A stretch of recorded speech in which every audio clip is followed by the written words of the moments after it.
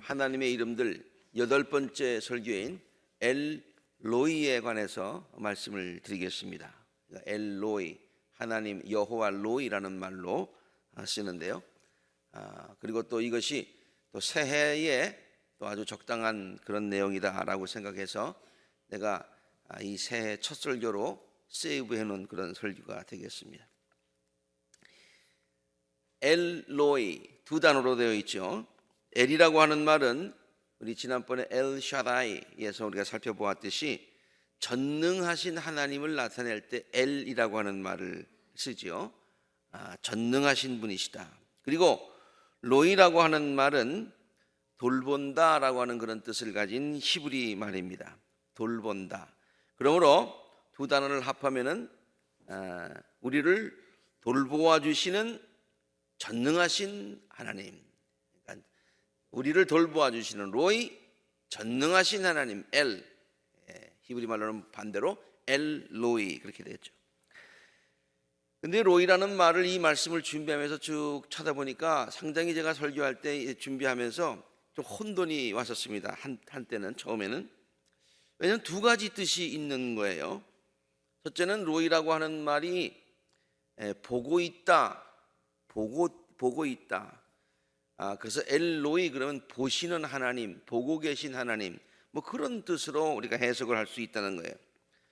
그 다음에 또 하나는 보고 있다라는 말과는 조금 금방 느끼기에는 좀 다르다고 생각되는 돌본다, 보호한다 라고는 그런 뜻도 동시에 가지고 있어요. 그래서 좀 설교를 준비하면서 이렇게 좀 혼돈이 됐었습니다. 근데 보고 있다라는 첫 번째 의미를 잘 설명해 주는 부분은 오늘 읽지는 않았습니다만은 창세기 16장 13절 이하의 그런 내용입니다. 이 내용은 하갈이 사라에게 학대를 받고 쫓겨납니다. 사라가 누구예요? 사라는 아브라함의 아내고 자기가 애를 낳지 못하자 자기의 여종 하갈을 통해서 이제 아이를 낳게 하는 이스마엘을 나중에 낳죠. 그러다 보니까 남편에게 여종을 이렇게 소개는 했습니다마는 추천을 했습니다마는 질투심이 생겨서 아마 학대를 한 것 같아요. 성경 내용을 아시겠습니다만 그래서 이제 쫓겨납니다. 그는 임신한 몸이었습니다. 불쌍한 처지에 놓인 하갈은 광야에서 고통 가운데 울부짖습니다. 제가 저기 애리조나에 호피 인디안들 가보니까 마치 하갈과 같다는 그런 느낌을 받았어요. 아주 광야에 학대를 받아서 쫓겨난 그 같은 처지에 있는 하갈처럼 인디안들도 그렇게 하고 있더라고요. 인디안 아메리칸들, 인디안 그 사람들 말이죠. 그때에 그렇게 딱한 처지에 있는 그 하갈에게 하나님의 천사가 나타나서 이야기를 하고 하갈은 그 천사와 다음과 같은 대화를 나눈다라고 하는 것이 오늘 저기 창세기 16장에 읽지는 않았습니다만 13절 이하의 내용이에요.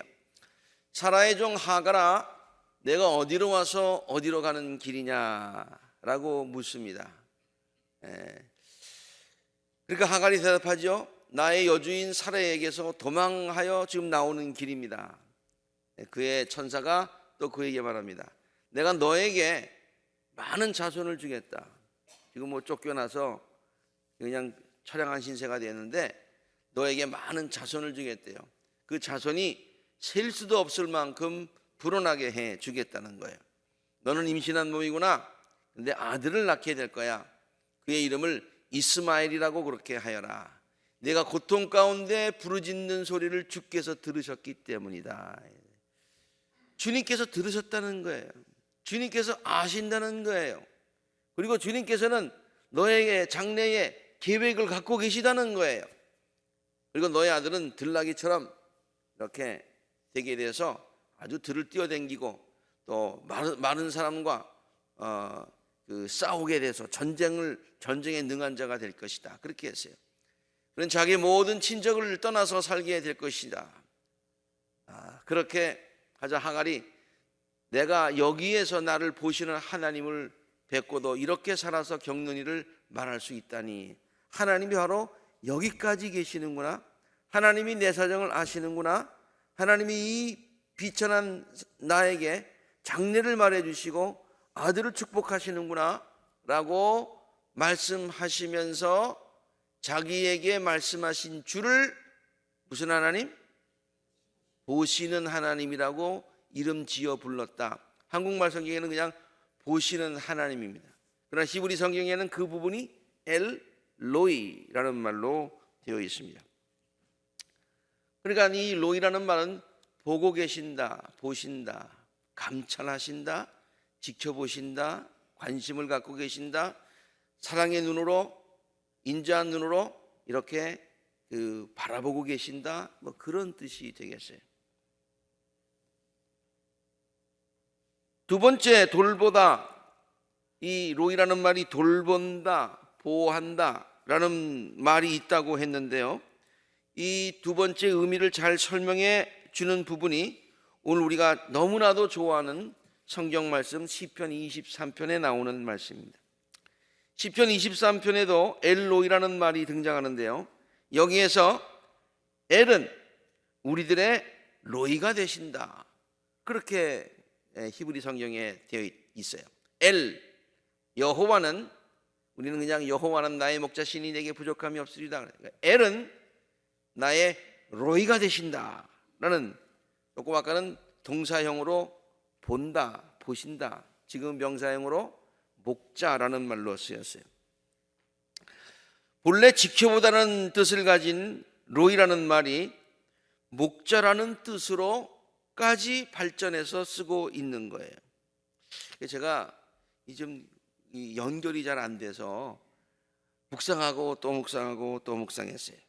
그리고 또 이 히브리어에 아주 두루에서 가르치는 우리 교회 전도사로 있었던 이우민, 지금 목사되죠, 이우민 목사에게 전화까지 걸어서 지금 좀 혼돈이 되는데 좀 도와줄 수 있느냐라고 물어봤어요. 그러니까 목사님, 그 뭐 간단하지요. 뭐가 그렇게 간단한가? 그러니까 양이, 목자는 누구냐는, 목자의 롤은 뭐냐면은 양을 보는 사람이라는 거예요. 양을 늘 지켜보는 거예요. 양이 어디 있느냐 안 보는 것 같지만 다 보는 사람이 목자니까, 양을 본다, 돌본다, 그래서 본다는 말에서 목자라는 말이 나왔습니다. 아이고 고마워. 그러고서 내가 끊었죠.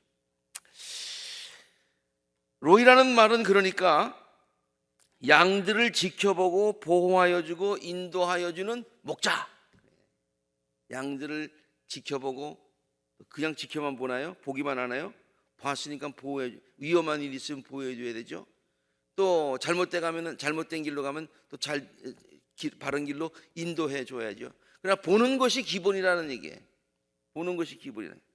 그래서 다윗은 이렇게 고백을 하는 거예요. 주님은 나를 항상 지금도 보시고 양과 같은 나를 항상 지켜보시고 인도하시고 나를 축복해 주시는 그러한 목자가 되신다, 그렇게 고백하는 거죠. 그러고 보니까 우리말에 돌본다라는 한국말도 이와 비슷한 것 같아요. 사람은 유대 사람이나 우리나라 사람이나 그 생각하는 것들이 다 비슷한 것 같습니다. 한국말도 돌본다는 말이 있는데요, 돌본다는 말을 우리가 알고 있지만 제가 한국말 사전에서 찾아봤어요. 그러니까 무슨 뜻이 있느냐면은 도와주다, 뒤를 보살펴주다, 보호하다 라는 말이 돌본다는 말이에요.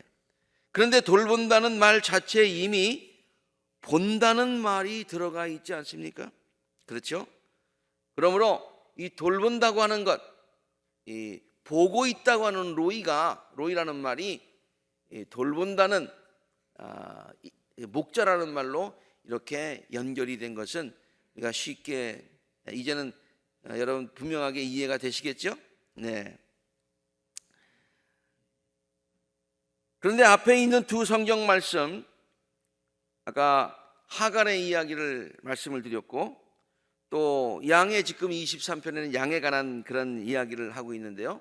왜냐하면 다윗이 하나님 나의 목자이십니다라고 하는 고백은 곧 나는 양입니다라는 고백과 같기 때문이죠. 그런데 하나님께서 지금 보고 계신 그 하갈과 목자가 돌보고 있는 그 양, 하갈과 양이 비슷한 게 있다는 거예요. 그럼 뭐가 비슷할까 한번 생각해 봤어요. 하갈은 정말로 비천한 신분의 사람입니다. 그렇죠? 네. 정말로 비천한 종이에요, 종. 마찬가지로 양도 보잘것없는 존재인 것입니다. 그 다음에 하갈이 지금 고통 중에 있습니다. 좀 어려움 당했어요. 근데 양도 편안한 것 같지만 사실 양을 키워보는 목자들의 얘기를 들으면 정말로 손이 많이 가고 많은 문제를 갖고 있고 질병에 잘 걸리고 문제를 어려움에 프라브럼이 많은 그와 같은 동물이 바로 양이라고 하는 거예요. 그래서 조금이라도 눈을 띄면 사고가 난다 그런 얘기죠. 그 다음에 지금 하갈은 광야에서 방황을 하고 있습니다. 그런데 양도 항상 길을 잃어버리는 거예요. 눈이 잘 보이지 않는다고 그래요. 시력이 좋지 않다고 그래요. 그래서 항상 길을 잃어버려요. 성경에 길 잃는 양의 비유가 많이 나오잖아요. 그리고 하나님은 하갈에게 꼭 필요한 분이셨어요. 다시 바꾸어 얘기하면 하갈은 그때 하나님이 없었으면, 하나님이 도와주지 않았으면 광야에서 죽고 말았을 거예요. 마찬가지로 양도 목자 없이는 존재할 수 없는 그와 같은 동물이라고 하는 것이죠. 다윗은 자신도 한때 목자였기 때문에요, 양이 얼마나 부족한 존재인가 하는 것을 잘 알고 있어요. 자기가 목자일 때는 저 양, 아이고 참 미련하다, 참 비천하다, 참 약하다, 정말 나 없으면 안 되겠구나 라고 늘 목자일 때 그렇게 생각했는데, 자기 자신을 보니까 하나님과 나와의 관계가 하나님은 목자 되시고 자기는 양이다 하는 사실을 그때 깨달았다는 거예요. 그러면서 느낀 것은 뭐냐면은, 나는 양이지만, 그래서 아무것도 가진 것 없지만, 너무나도 부족한 존재이지만은 하나님이 계시면 나에게 부족함이 없구나 라고 고백한 것이 시편 23편 1절의 고백이에요. 함께 시작. 여호와는 나의 목자시니 내가 부족함이 없으리로다. 왜 부족함이 없을까? 양은 부족한 게 많은데, 조금 아까 살펴보았듯이 너무나도 약한 존재인데 어떻게 부족함이 없을까? 영어로 물어보면 How come? 이유는 간단합니다. 자신을 항상 지켜봐 주시고 돌보아 주시고 보호하여 주시고 인도하여 주시는 하나님이 목자가 되심을 알고 있기 때문이에요. 제가 이 부분을 맨 처음에는 어떻게 썼었냐면은, 인도하여 주시니, 보호하여 주시고 인도하여 주시는 하나님이 목자 되심을 믿고 있었기 때문입니다. 그런데 가만다가 아니, 믿는 게 아니지, 알고 있으니까. 믿고 있다는 얘기는 어떨 때 좀 의심이 돼도 그래 믿어야지 하고 그런 좀 의미가 있는데요, 이거는 클리어리하게 분명하게 이거는 알고 있는 사실이에요. 그것도 그냥 양보다 자신의 이익을 먼저 구하는 싹군 목자가 아니라 싹군 목자가 아니라 양들을 위하여 자신의 목숨까지 아끼지 않은 선한 목자가 자기의 양인, 자기의 목자예요. 나를 돌봐 주시는 목자는 정말 목숨까지 아끼지 아니하시고 자기를 사랑하시는 그 같은 목자다. 한국의 어느 사람이 말이죠, 가짜 목사였어요. 그래가지고 사기를 많이 쳤습니다. 가난한 아주 불쌍한 아이들을 데려다 놓고서 그 다음에 또 방송 막 타가지고 후원금 많이 받아가지고 아이들한테는 주지 않고 자기가 그냥 착복하고 너무너무 나쁜 일을 많이 했어요. 그래가지고 찾아가서 물어봤어요. 지금 인터뷰를 피하다가 어떻게 간신히 인터뷰를 했어. 물어봤습니다. 지자가 우리가 이게 다 알아보니까 당신은 목사 안수 받은 적도 없던데 어떻게 목사라고 그러십니까? 내가 언제 그런 목사라고 그랬습니까? 나는 아이들을 목숨처럼 사랑하는 사람이기 때문에 나를 목사라고 했습니다. 그렇게. 그래서 제가 그 말을 듣고서 나도 교인들을 목숨처럼 사랑해야 되겠구나 그런 생각을 한번 했어요. 근데 다윗은 말이죠. 다윗은 자기의 목자 되시는 그 하나님이 싹군 목자가 아니라 목숨까지 아끼지 아니하시고 자기를 위해서 자기를 보호하시고 인도하시고 돌보시는 하나님이시다. 그래서 나는 부족함이 없다. 나는 하나님 자신으로 나는 만족한다. 라는 그런 고백을 하게 된 것이죠. 얼마 전 우리가 새벽 기도 때마다 쓰고 있는 생명의 삶 묵상집에서 다음과 같은 재미있는 예화를 읽었어요. 아마 그때가 제가 새벽 기도를 인도했던 그런 때인 걸로 기억하는데요. 이런 예화가 있습니다. 어느 목사님이 이제 주보를 만들기 위해서 이제 사무실에다가 전화로 설교 본문과 설교 제목을 알려주었어요. 본문은 시편 23편 1절에서 6절 오늘 본문이에요. 제목은 여호와는 나의 목자시니 하고 일러줬어요. 그러자 사무원이 묻습니다. 목사님, 그게 전부인가요?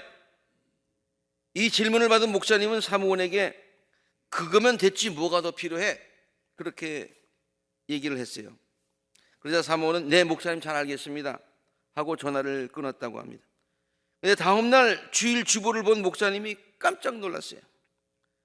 본문 말씀은 시편 23편 1절 6절 제대로 적혀 있는데 설교 제목이 자기가 본래 의도했던 그 제목과는 영 다른 엉뚱한 제목이 나왔기 때문에 주보에 실린 제목은 다음과 같습니다. 여호와는 나의 목자시니 안 나오지? 여호와는 나의 목자시니 하고서 칸마하고 그거면 됐지 뭐가 더 필요해? 라는 설교 제목이 실렸다는 거예요. 목사님은 그 주보를 보고서 처음에는 좀 당황스러웠다는 거죠. 그리고 좀 화도 났어요. 그런데 그 제목이 주는 묘한 은혜가 본인이 깨달아지는 거예요.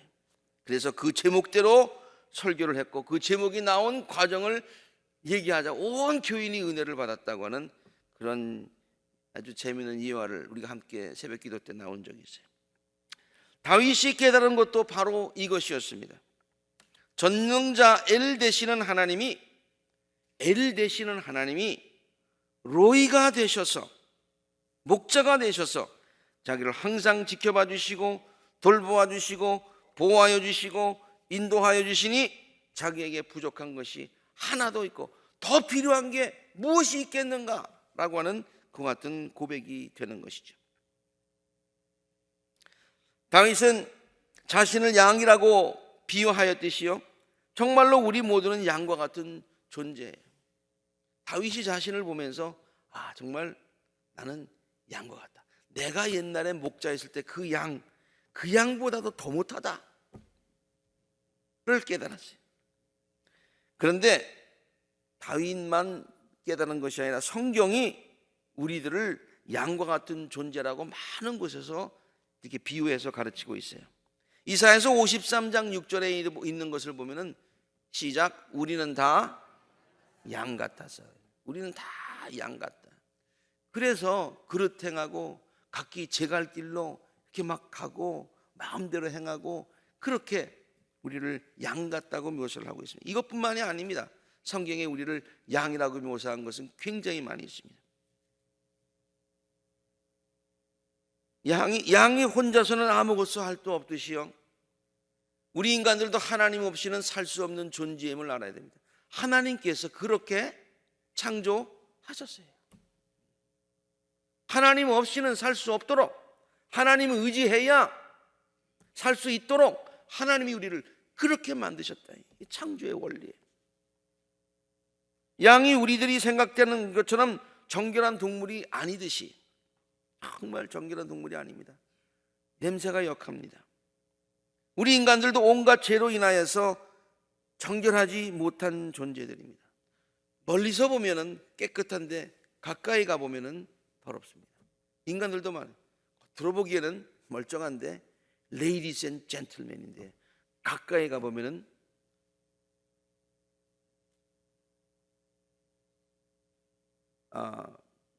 이리가 뭐죠? Foxes and 여우. 저기 Ladies and Gentlemen인데 가까이 가서 보면 말이죠, Foxes and Wolves가 되는. 그렇잖아요. 이리와 여우. 세 번째, 양은 시력이 약하여서 바로 앞에 있는 것도, 있는 위험도 감지하지 못하는 거예요. 그래서 위험에 빠지는 뻔히 알면서 그냥 가는 거예요. 우리 인간들도 한치 앞을 알지 못하는 연약한 존재예요. 양은 제 갈 길을 알지 못하고 자주 길을 잃어버린다고 아까 말씀드렸죠. 우리 인간들도 제 갈 길을 알지 못하고 방황할 때가 많이 있습니다. 어디를 가야 되는지, 어디로 가는지 알지 못하고 방황할 때가 많이 있어요. 아까 하갈처럼 말이죠. 다섯 번째, 양은 맹수들의 가장 만만한 공격 대상이라고 합니다.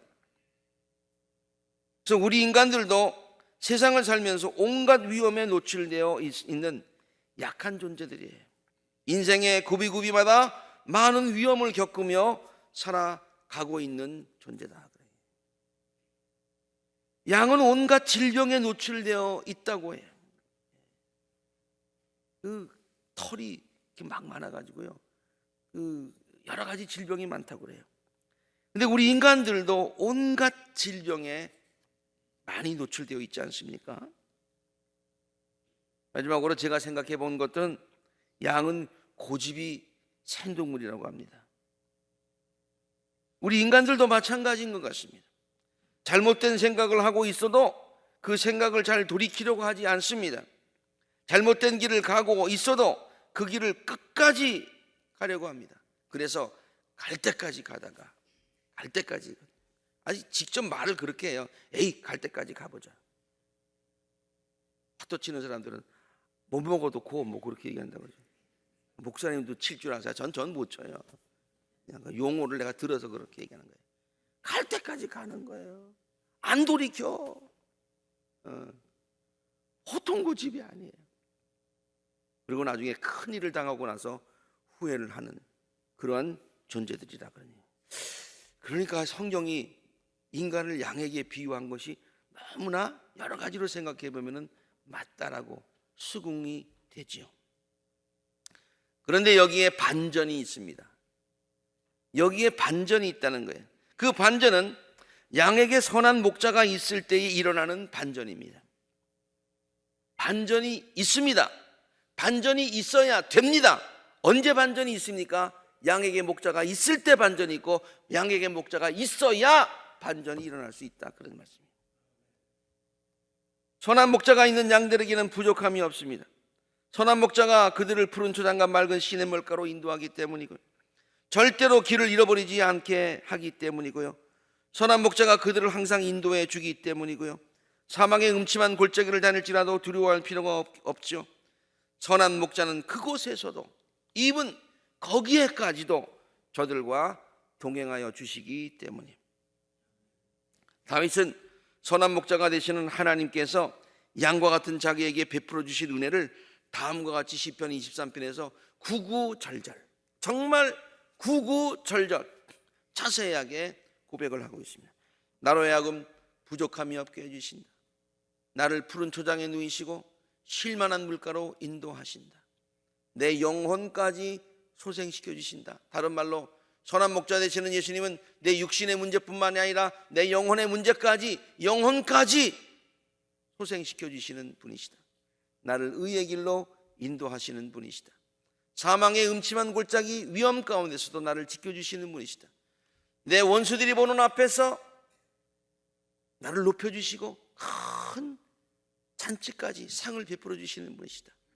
내 머리에 기름을 발라주셔서 나의 삶을 거룩하게 하시고 나를 치유하여 주시는 분이시다. 나의 삶에 은혜의 잔이 넘치게 해주시는 분이시다. 평생토록 선하심과 인자하심이 한때만이 아니라 변함없이 나의 삶에 평생토록, 우리는 말로 죽기까지. 그런데 그걸로 끝나는 것이 아니라 하나님의 이러한 풍성한 은혜는 내가 이 세상을 사는 동안에만 경험되는 것이 아니라 내가 하늘나라에 가서도 영원히, 내가 여호와의 전에 영원히 거하리로다 라고 고백하거든요. 구약에서 하나님을 선한 목자 엘로이라고 표현하였듯이 인간의 몸을 입고 이 세상에 오신 하나님도, 하나님이신 예수님도 자신을 선한 로이 목자가 되신다고 가르쳐 주셨어요. 지금 여태까지는 하나님이 로이가 되신다고 그랬는데 예수님께서도 당신이 로이라고 하셨어요. 시작. 나는 선한 목자다. 아주 그냥 나는 선한 목자다 예수님이 말씀하셨어요. 나는 양들이 생명을 얻고 더 얻어서 풍성하게 얻게 하려고 왔다. 선한 목자는 양들을 위해서 자기 목숨을 버린다. 싹구는 목자가 아니다. 양도 자기의 것이 아니기 때문에 이리가 오는 곳을 보면 양들을 버리고 도망가. 그러면 이리가 양들을 물어가고 양떼는 다 흩어버려. 그는 싹군 목자야. 양들을 생각하지 않기 때문에 안 해. 그러나 나는 무슨 목자? 엘로이, 선한 목자야. 나는 내 양을 알고 양도 나를 알고, 그것은 마치 아버지께서 나를 아시고 내가 아버지를 아는 것과 같아. 나는 양들을 위해서 내 목숨을 버린다. 그런데요, 성령, 우리 하나님, 예수님, 뭐 남았어? 성령님은 어떤 분이신가? 라고 생각을 해보니까 성령의 여러 가지 많은 사역 중에서 그 중요한 사역 중에 하나가 우리들의 삶을 인도하시는 것임을 성경이 우리에게 가르치고 있어요. 요한복음 16장 13절에 있는 말씀, 진리의 성령이 너에게 오시면 그가 너희를 모든 진리 가운데 어떻게 한다고요? 인도한다고요. 그러므로 성경은요, 전체가 삼위일체 되시는 하나님, 창조주 하나님, 구속주 예수님, 성령님, 이 모든 삼위일체가 공통적인 것이 있는데 그것이 우리를 인도하여 주시고 돌보아 주시는 로이가 되신다고 하는 것을 가르쳐주고 있는 것입니다. 이것은 성경이 우리에게 가르쳐주는 객관적인 성경의 진리입니다. 그렇잖아요. 지금 다 살펴봤잖아요. 이 객관적인 그런 진리예요. 성경적 진리. 그런데요, 이러한 성경이 가르치는 객관적인 진리를 이해하는 것도 중요하지만 그보다 더 중요한 것이 있더라는 거예요. 그것은 그러한 성경적인 진리가 나의 신앙의 고백이 되어야 한다는 점입니다. 잘 들으세요. 성경적인 진리는 주님이, 하나님이, 예수님이, 성령님이 나의 목자가 되신다는 거예요. 객관적인 진리. 아는 것도 중요하지만 그것을 어떻게 해요? 나의 신앙으로 고백하는 것이 중요하고 믿는 것이 더 중요하다. 보세요. 여호와 로이라는 말이 어떻게 나왔나요? 하갈이 광야에서 하나님이 자신의 고통을 돌보아심을 경험하고 엘로이 그렇게 고백하지 않습니까? 다윗도 양과 같은 자신을 세심하게 돌보아 주시고 인도하시는 하나님을 경험하고서 하나님이 로이가 되십니다. 그렇게 고백하고 있지요. 그리고 의지하지요. 우리들도 우리들의 삶에 하갈처럼 다윗처럼 하나님을 로이로 고백하는 그 같은 그런 고백이 우리에게 있어야 될 줄로 믿습니다. 그리고 하나님을 의지해야 되는 것이죠. 제가 새해 때 하나님의 이름을 소개하면서 첫 번째 설교로는 내가 이것을 쓰겠다라고 세이브 해놨다고 그랬는데요. 새해를 시작하는 우리 모두에게 이러한 고백이 있게 되기를 간절히 바랍니다. 하나님은 지금까지도 우리들의 삶을 선한 길로 인도하여 주신 엘로이셨습니다. 그리고 앞으로도 계속하여 나의 삶을, 우리들의 삶을 돌보아 주신 엘로이 하나님을 의지하고서 주님은 나의 목자십니다, 목자셨습니다, 앞으로도 목자이시기를 기도합니다, 의지합니다 라고 고백하실 수 있는 우리 모두가 되시기를 간절히 바랍니다.